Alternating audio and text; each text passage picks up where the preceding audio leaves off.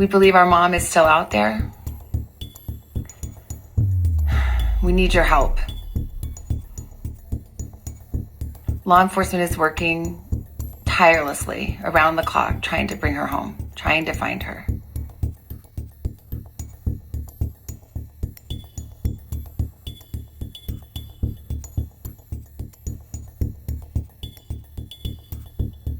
No matter where you are, even if you're far from Tucson, if you see anything, if you hear anything, if there's anything at all that seems strange to you, that you report to law enforcement. We are at an hour of desperation.